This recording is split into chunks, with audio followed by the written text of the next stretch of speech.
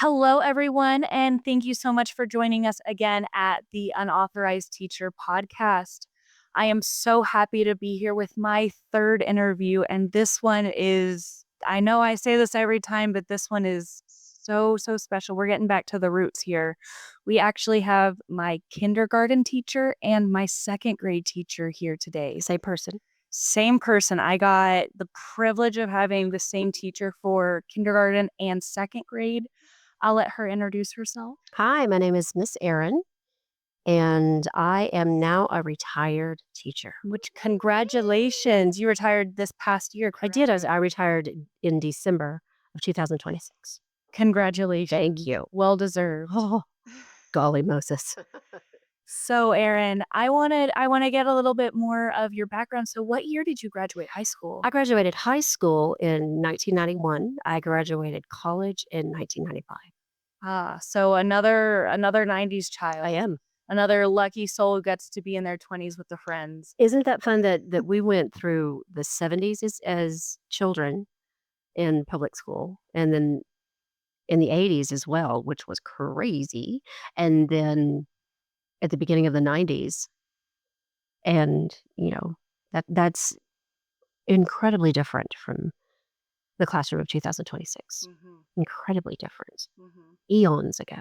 Well, even the classrooms of 2012 and Oh, that's 2010 that I was in are different than the classrooms of 2026. Yes. And that's part of the reason why I wanted to start this podcast. Well, proud of I you for don't doing get that. a lot of thank you. Thank you so very much. I really want people to know what's going on in the classrooms and what good is going on in the classrooms because there's a lot of good and there's a lot of love in there. Mhm. And I think we need more of that. And I want through this podcast, I want other teachers and other students to try and replicate the love and the positivity. Mhm.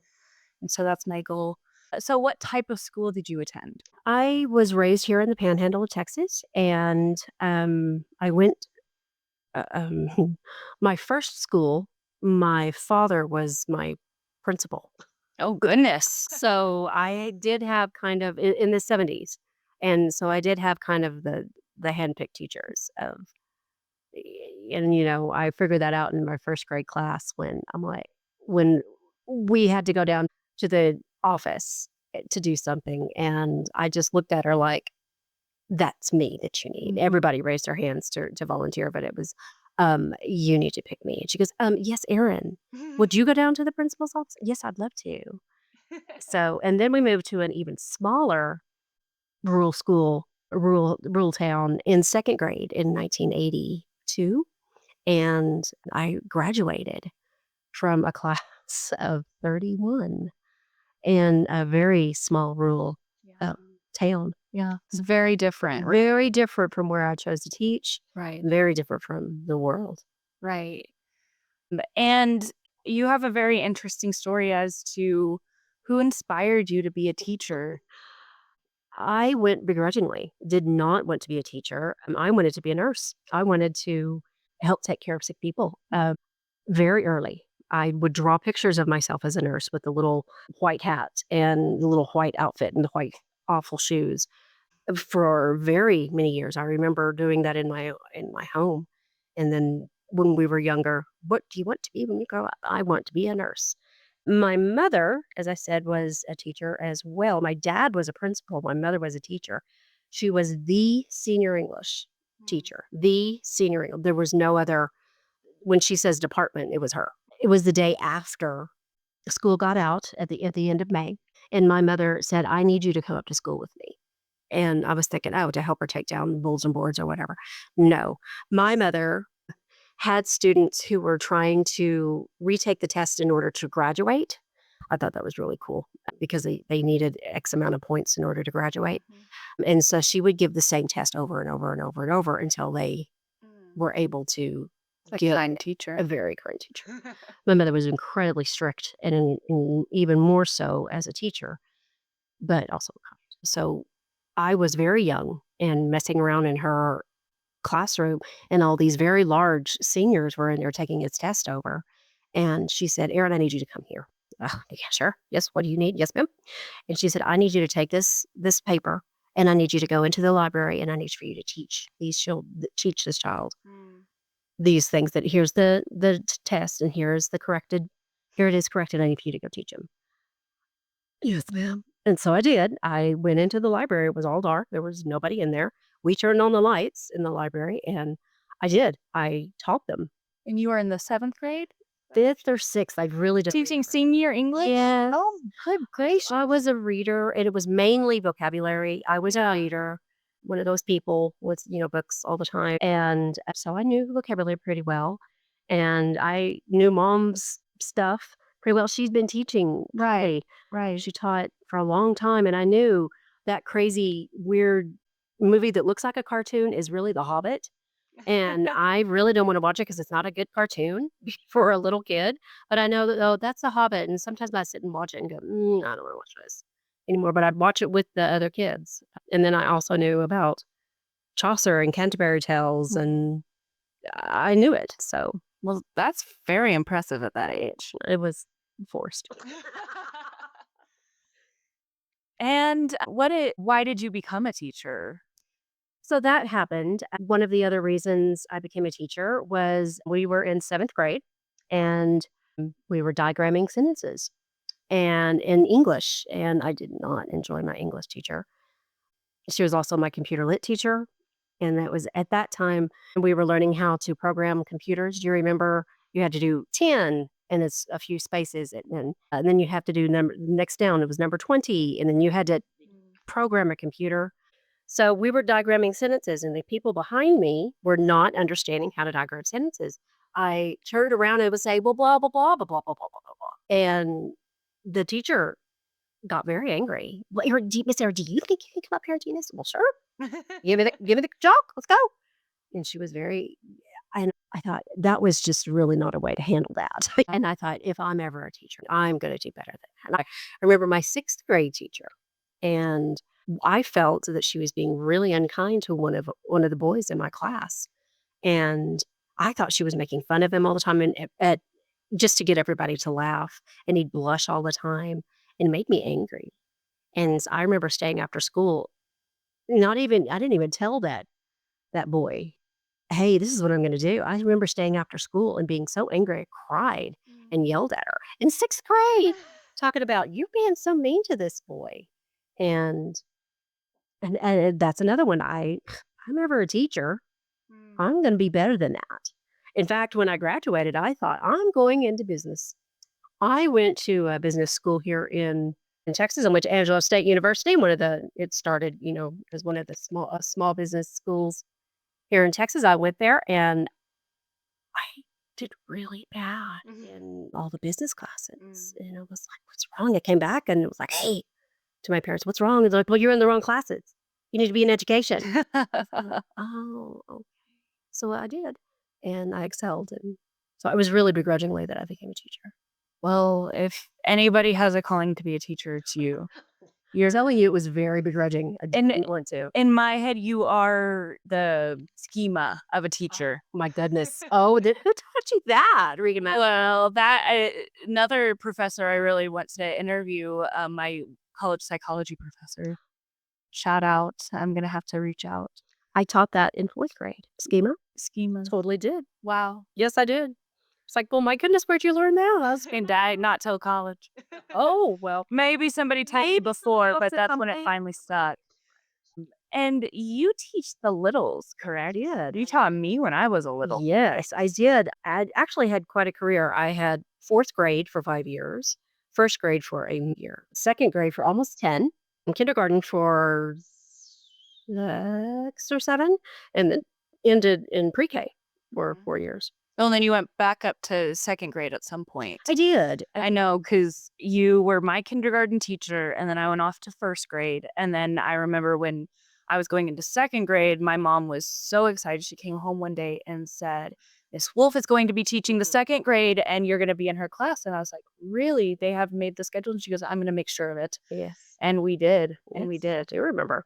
And we have a very sentimental story between us. I made a very important announcement in your class. Do you remember? I do remember that. I remember you didn't tell me what was going on. You Mhm. pulled me behind your desk and you said, "I have something I want you to read aloud." You were in drama, and you remember coming in and telling us your monologue? No, I don't remember that. That's it. It was share time at the end of the day, and I'm going, "Hello, my name is Regan Bashburn, and I'm going to be doing my monologue." And Oh, I sang? you sang, Of course I "Meet Me in St. Louis," Oh my goodness. and then you did your monologue, and then you did a bow Oh, of at the course I did. waist. It was precious. Oh, Precious. of course I did. So I thought, "Oh, well, Regan will be able to read this." And so I wrote a thing. In an envelope, I had a picture, and then I had a it was the first it was the last show and tell before spring break. Mhm. And, everybody had little items of toys and various things to show, and I said, "Regan, will you come and read my show and tell?"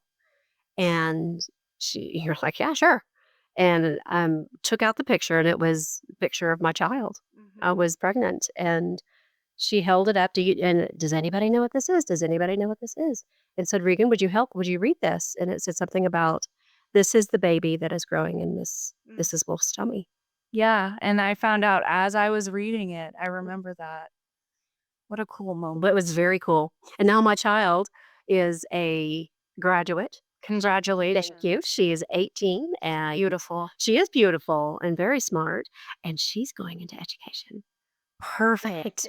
Isn't that great? You'll just what a lineage Yes, yes, educators. yes. I just have to have a shout out. I've been looking at her photography. She's an amazing photographer Isn't as she? well. She's got a really great eye. Mhm. Yes, she does. She absolutely does. Well, thank you so much. And thank you so much for your years of teaching and everything that you've done and everything that you've taught me. I mean, I think back, you taught me how to use Google. I Yes, remember you I teaching me Google, remember. and I was like, whoa. And now we have AI and all of this stuff. Yes, that's as a teacher yourself, Mhm. do you compete with AI?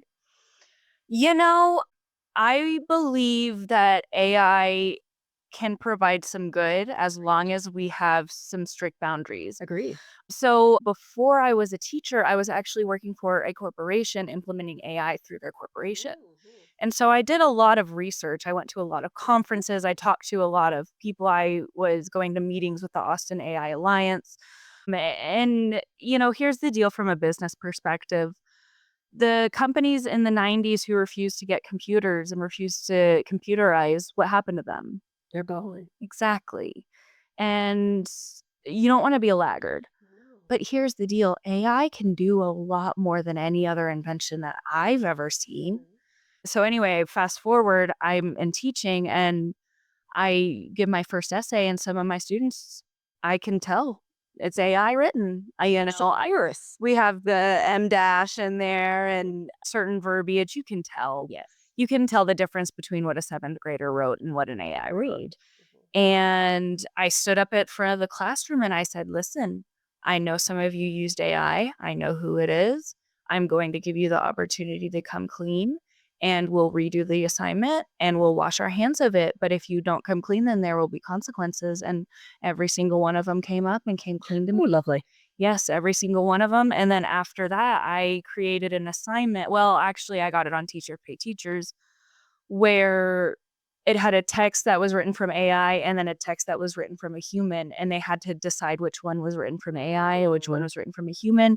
And then on the backside of it, it had a text written by AI, and they had to edit it and edit all the mistakes Oh. that were in there. So after the AI incident, I gave that to them with a sub. I was going to a wedding, and I came back, and my students were like, "We didn't realize how AI doesn't put emotions in things and how AI can make mistakes and all this." And I was like, yeah, AI is not perfect. And it doesn't replace the human need to do art and the human need Yeah, to agreed. write and create, yeah, and be creative. It doesn't replace that need for your brain. And, I really hope my students are listening. I really hope I got through to you on that. But, I will say I used AI a handful of times as a teacher because I was pulling 12-hour days and, I never put any student work through AI, never put any student information through AI, but, I would have it go through my assignment. And one thing that I struggled with as a teacher was I would talk at a really high level.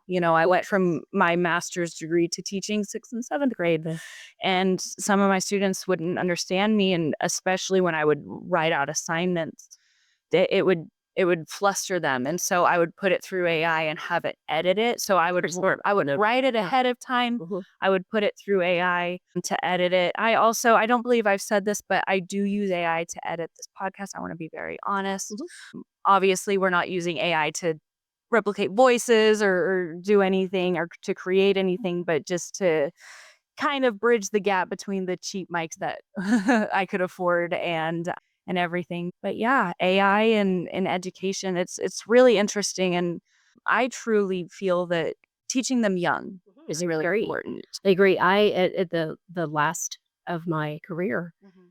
as a retired teacher in 29 years, I learned to use AI as a tool. Mhm. And maybe I wouldn't say okay, AI in the pre-K classroom is not necessarily a tool, but I used computers most definitely, Mhm. almost in everything except for free um, free choice interaction. Mhm. We did learn how, and I do mean to say we had to learn how to use board games, Mm. more learn how to use take my turn, yeah, Yeah. your turn, and my turn, and your turn. Children do come with the expectation that there will be a game, and when they think of game, they think of a digital device, Mhm. and so be it. Yeah. Times have changed, and so be it. Mhm. But I did teach them how to stand in line and how to in pre-K and how to take turns and what it looks like. Yes, this person has won the game. Mhm. It's not a bad thing. It's just how it How goes. it goes. And let's try again. Mhm. And that's not something that AI champions. AI just champions, Right. Right. well, even just a basic computer doesn't champion that. It champions you get it until you win. But so does actual books, And I agree. pencil and I paper. agree. I agree wholeheartedly, and I don't see a problem with integrating those No, all of those balance. things, and Play-Doh, and how to sharpen a pencil, and Mhm. using a pencil instead of just speaking into Right. a device and it'll print something else. Right. Right.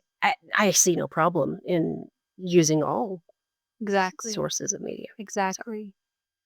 Well, I wanna know about a time when you felt particularly successful as a teacher. well, there are a personal success and then, of course, a broad success as a classroom. Mhm. One of the times that I felt particularly I'm gonna say a couple of times that I felt particularly, successful was in 2nd grade, and we were learning, gosh, I wanna say 3D shapes, something Mm. like that, and, I created a lesson. It was really close to, spring break, and we were all restless, and so I created a rubric. One of the first I had just learned about how to create a rubric. I created a rubric for my students and say that they will be doing 4 activities, 3 activities of some sort, and that was when we used a bingo card. Mm. And a bingo card is basically you can see a bingo card in your head, and then you choose one item from each row and one from each column, and those are the 4 activities that you will be doing. Fun. And one of the things that we, if for example, I need for you to create a 3D shape out of Play-Doh and toothpicks, and that did include a cylinder, and what does it look like? What did I need Mhm. for that cylinder to look like this cylinder, and how are you gonna do that? I need for your, square pyramid to look like this square pyramid, and how does that look like, and what do you do? And I need for you to, label the vertices and the edges and the I remember. Do you Do you remember I that? remember do you remember making the pyramids out of the paper? That was my favorite. Really? I Wrote a tape and I would go home and just make them endlessly. I think I remember that. We made them tiny, made 'em giant. I do remember that. Yeah, I thought that was so cool. Yeah. Well, this one and then another one, I don't even remember all. But anyway, it was something, it was like day 3. And golly, I don't remember how many people from the district came into our classroom. And I was like, hey, hi, what you doing? And one of them was somebody who was a math person for the district. And these people just came in and they were just walking around. And I'm like, what are you doing? Came in with the principal. We just wanted, we heard about this. How do you hear about this? And that was fun. That was fun to have people coming into the classroom. That was neat.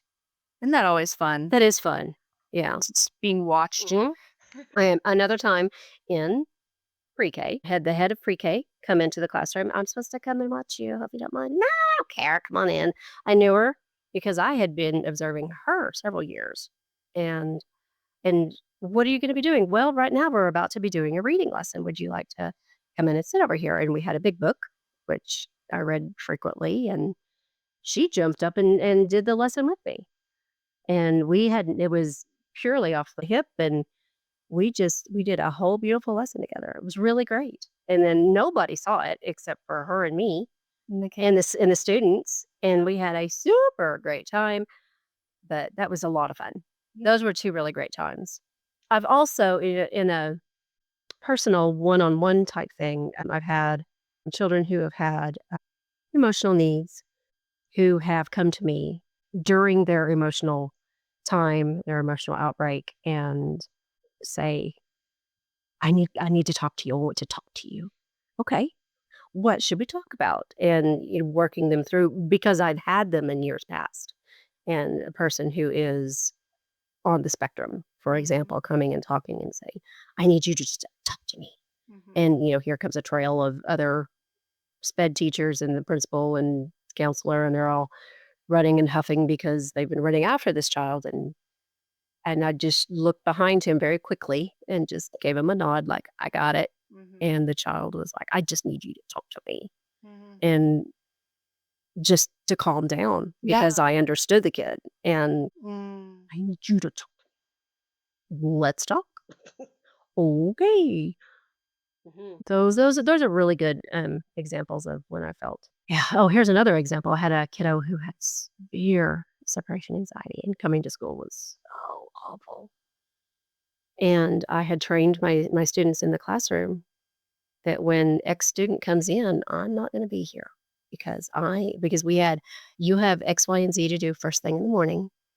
And then when you're done, you can do whatever it was, get a book or play with Play-Doh or something. And I had to walk this child up and down the hall until he was able to control himself and get control to be able to walk through the classroom with me.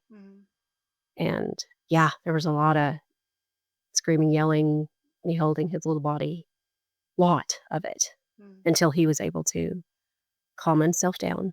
And then we could walk in together without me touching him, him not touching me. And I was able to do what he needed to do.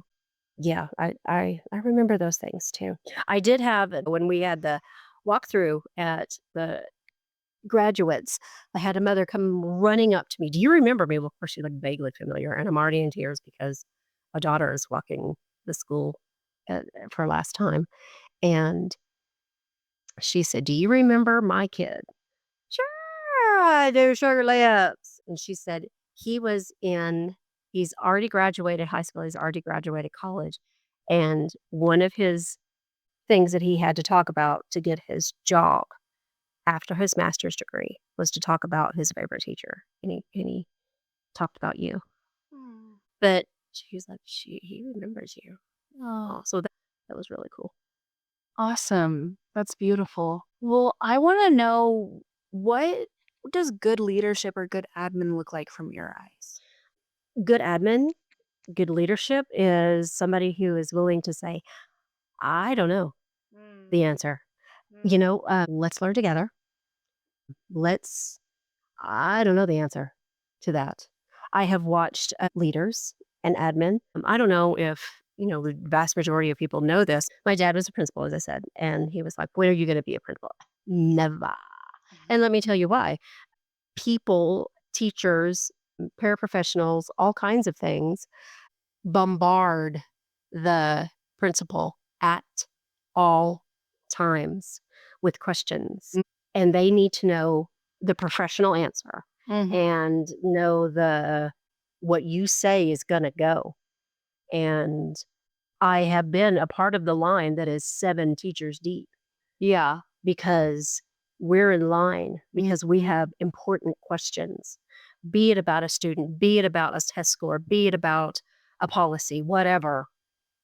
And that person be ready to answer and be honest and be professional.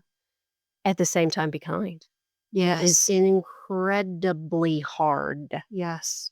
And that's just in a 5 to 7 minute time period. Yeah. And then those teachers go off and do their job, and that principal still has to do their job of dealing with parents or dealing with this child or dealing with blah, blah, blah. I think that's what good leader I've seen it Yeah. happen Yeah. and have been in awe of it. Yeah.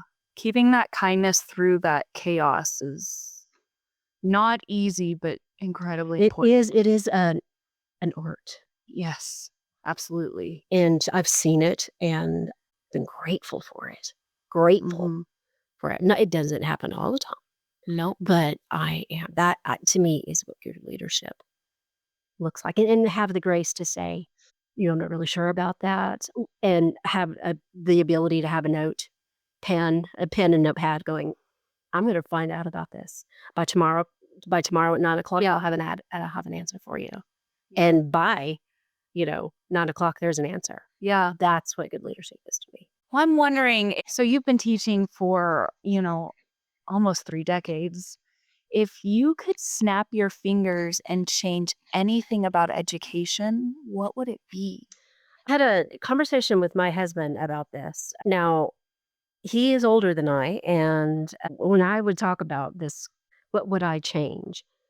As he is a parent and a former student, and he would say, "I just don't like what stress you have to go through." And, that's pretty common when people come, "Oh, you must be completely stressed out." It is. Yes, we are. But at the same time, that's just the tip of the iceberg. Right. Also that it goes into when I was, a person out of education, let's say, well, when I was a small person and I didn't understand it and I was too embarrassed to raise my hand and nobody helped me. Well, let me tell you what we've done since you were a child in the 70s or in the 80s or in the 90s, speaking to me. We have something called RTI, and we really try to do this, and we did it. Da, da, da, da, da, da, da, da.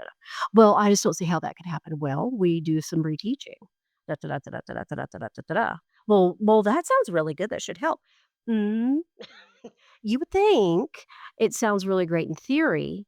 And then I would discuss, well, most of those children who are in RTI for social studies also need to be in RTI for math, and which has more precedence. Well, that just goes into, well, I do because social and studies is what we're going to be doing for the rest of our lives. We're not going to be doing math for the rest of our lives. So I'm most important. No, math teacher says, blah, blah, blah, blah, blah, blah, blah.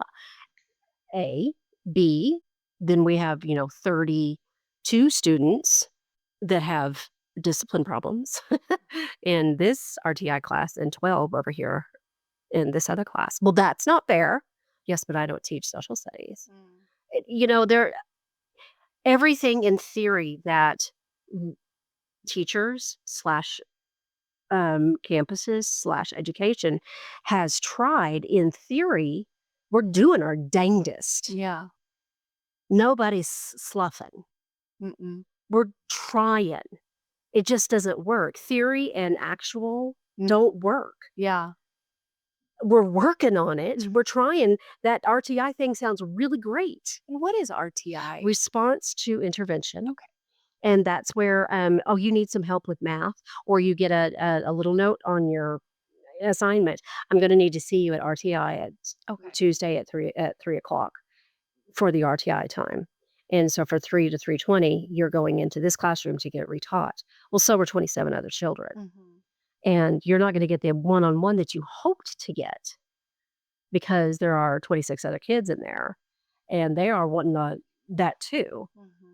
So in theory, it's freaking awesome, but manpower isn't there, and I really don't want a paraprofessional reteaching my stuff because I'm basically teaching the paraprofessional 2 minutes before you walk in. Right. And in theory, nobody is fluffing around. Yeah. Nobody is. We're working hard. Always got time. Well, but there's another thing.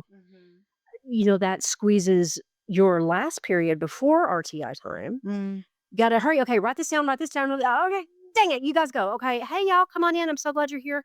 Thanks for coming, Regan. Thanks for coming, Louise. Come on over here. I need this. Oh, but here comes Marianne, and Marianne needs this. And here comes Gilligan, and he needs this too. And it's hard. Teaching is hard. I wish that if I could snap fingers and change, that's not even the right way for me to say that is to change from theory to, geez, what would I change? Is it easy? Nothing's easy. No. More time? More time. Does that mean that we keep the students after school and take away time from their parents, More their time family? with the students. More time with the students? Does that mean, is that the More right time to thing? prepare. More geez Louise. And then you got, well, I've only gotten through, these 6 pair, and then I have, 18 others over here that I haven't gotten into, but here comes my other class. Right. These are real problems, real world problems. Right. Do I know the answer? No. I just want the vast majority of people to know there are people who care. There are, in education, there are people who care about your kid who comes in with puffy eyeballs and red cheeks. Yes. And there is a person who cares when somebody comes in and slams their book bag down. Yeah. And stomps their feet and goes in, I need to go to the bathroom. Go, friend. Let me, please come back. Yeah. You're important to me. Yeah. I had a student every morning. They would walk in and I'd ask them, how are you this morning? Every morning, not good. And every morning I got on their level and I said, I am so glad you're I'm glad you're here. Absolutely. I bent down, I got, they were a lot shorter, obviously, and I got on their eye level and I said, I am so every single morning this kid, because you don't know what goes on before you see them. No. And you, bless my soul, I had a child who came into our cafeteria where we were waiting to go to the class, and he had a red mark on his face. This occurred in the car before he walked into me. And when I asked, I thought it was a lipstick kiss. I said, oh my goodness, did you get a kiss on your face? And he said, no. Blah, blah, blah, blah, blah, blah. Why don't you come with me? He goes, no, I'm hungry.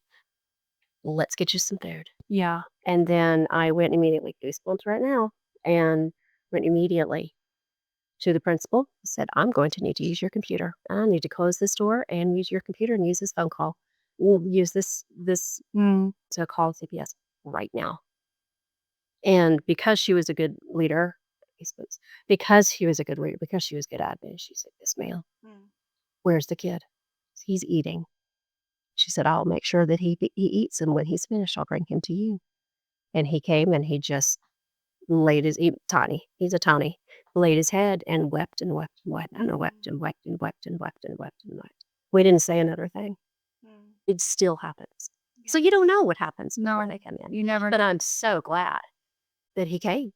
And he was my special little helper. And he got to pass out the Play-Doh. And he got to be the line leader. You bet. That was all the happiness that I could bring him to for the rest of the day, because he had to stay. Yeah. He didn't want to go back up there. Yeah. In the car, right outside my door. So, yes, we're glad We're glad they come. We're glad you're here. We're always so Made glad. my class. Thank you for coming in. Thank you for stepping in. Our I'm glad you're here. A class wouldn't be our class without you. I agree. I said something about that. We are the best highly paid comedians in in education. Well, speaking of comedy, I want to hear your funniest student story. Oh my Lanta. I've got several, as you can tell. Yeah. Okay, so here is a very light one. It was so cute. It was Teacher Appreciation Week. That's where it's the week of May. It's the first week of May, and moms and dads and whatever give you little gifts of appreciation. And kiddos were coming in with coffee and flowers and all kinds of big business. Well, this little boy came in and he goes, "There's an envelope on your desk." I'm thinking, I will hang up your drawing. No, it wasn't a drawing. Okay, so, pre-K is a little rambunctious at the beginning of the day after at first we have breakfast because everybody deserves to be fed, especially littles are coming. You just go in there, hurry up, and you know how it goes. So we eat, and everybody's putting up their backpack and their jackets and their whatever, and he is sitting on the carpet just looking at me with this grown man smile on his face. And I'm sitting at I rarely sit at pre-K, and I'm sitting at my desk, and I found the envelope. It's nothing written on it, nothing, and it's a legal size envelope, And I open it up, and in there, girls, was Monopoly money. It was $500. And he looked at me and he just goes, yeah. And I mean, the roll, if he had long hair, he would have swished it. And he was like, yeah, like spin on something you like, girl. You know what I'm saying? He was 4 years old. He went out. He was like, yeah. Yeah. And that was I went to the head of pre-K and I was like, girls, look what I got. And they were like, oh, Erin, sister. I still have that $500 bill. Thank you. I do. I have it in. You didn't spend it? You what? It's orange, about half size of my palm. Yes, I still have that. So adorable. So adorable. It's not the only funny story. My first year. Okay.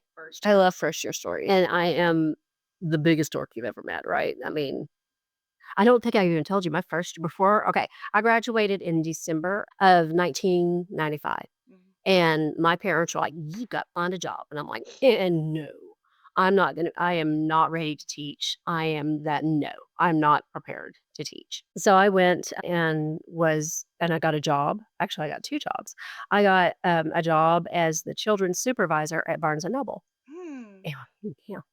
And I was the supervisor. I did all of the little children's activities. They had children's activities on Tuesday morning and Saturday afternoons. And I did all of the activities. I coordinated. They sent me all kinds of great new things. And so it was basically, I was doing 2 lessons a week. And one of the times it got really popular that Tuesday morning at 10:30. One time, I don't know how well I do. One of the persons that would come on the regular during the summertime went to pre-K, and he brought his whole pre-K. There was a school bus that pulled up, and probably 60 pre-Kers came out because there was 3 classes, and there were 60 kids back there, along with the other normals who came. And I was teaching. There was a lady right next to me doing when you're ASL and you're IE, and there was another lady over here interpreting for ESL. And I was like, what is happening? And so I did that for about a year and a half before, and I also worked at Victoria's Secret in the evenings. And so then I finally got a job as a teacher, and my parents were thrilled. It was my very first show and tell, and the other little kids were bringing out their Game Boys, and it was a really big deal back then. It was 1996. And this kid, he goes, I brought my cat. I was like, you did what, babe? And he opened his backpack, and it was a kitten, probably 9, maybe 10 weeks old, and it shot across the room. Oh, Which you no. think about, every TV show that you've ever seen, every movie that you've ever seen, everybody screaming and papers are everything, everything going everywhere. And those little people who were next door to me, I'm telling you, I'm brand spanking new. And off the door, we were in one of the oldest buildings, and all these wooden doors are creaking open, and they're like, Miss Loving, out of here. It's very, very Matilda like, very, very. And this cat is racing around the room. Oh, God. So finally, the cat calmed down and crawled. I don't know how or why, but I had a couch in my room. He crawled under the couch and finally fell asleep. And that was like maybe 3 weeks into school, my first year teaching. And they were all like, "You crazy girl, you don't do that stupid stuff." And I'm like, "I didn't know." Really, really dumb. So, Oh my gosh, that's a gold story. yeah. So it really does. Matilda things really do happen. Matilda's like the movie, like the movie, but Yeah. yeah. Well, I believe that you've prepared something for your students. I have. I have written a letter to all of my past students for the past 29 years.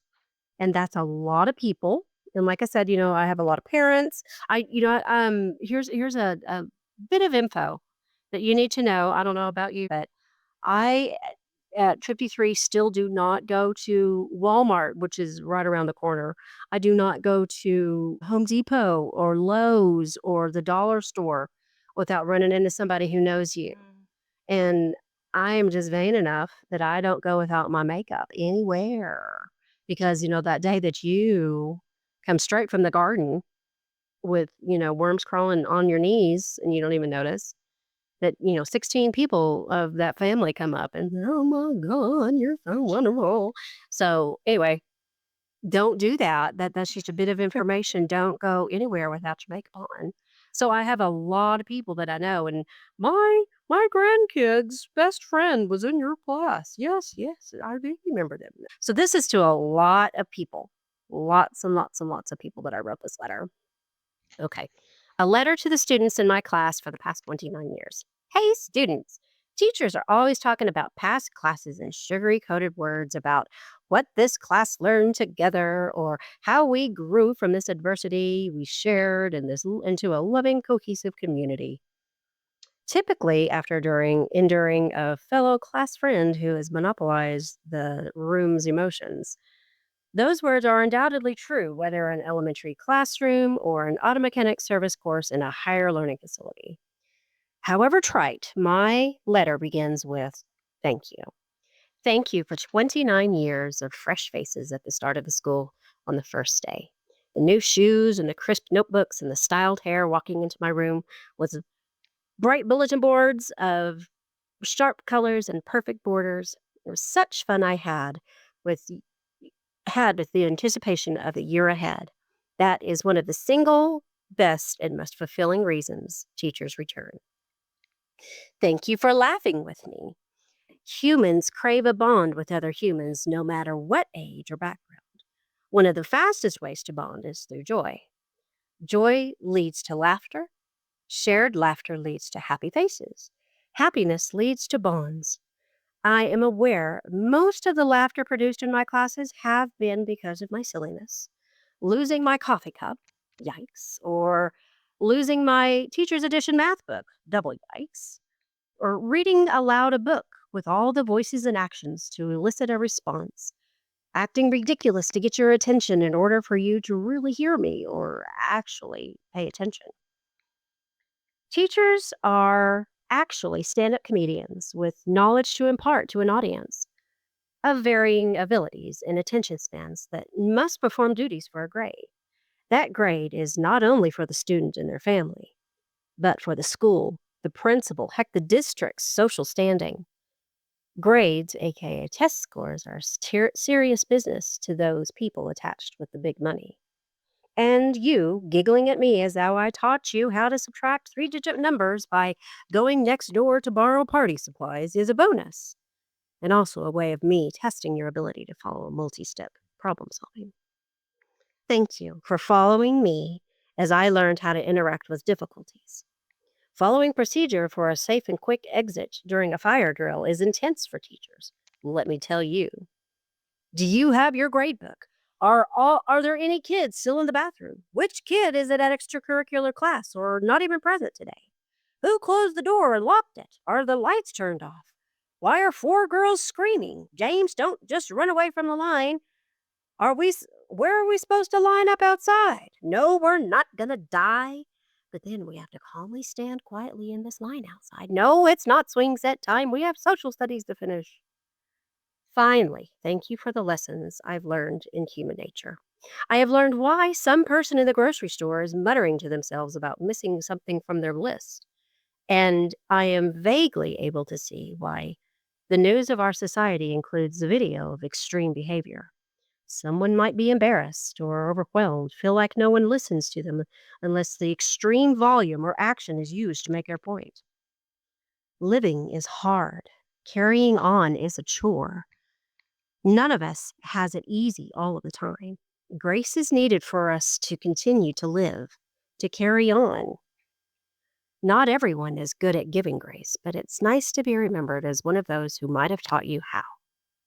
Love, Mrs. Wolf, also known as Miss Lobbin, also known as Mrs. Mayberry.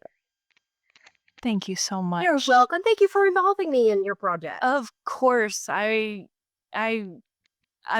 said this last time. I'm going to ask 180 people, but you are at the very top. Oh, thank you. That was very fun. Because we had to get back to the roots to be able to do this. So thank you so much. And thank you so much to all of my listeners for joining us today. Please follow us on Instagram, YouTube, Patreon, and Spotify at the Unauthorized Teacher Podcast, no spaces. And I will talk to you next time. Thank you so much and have a great day.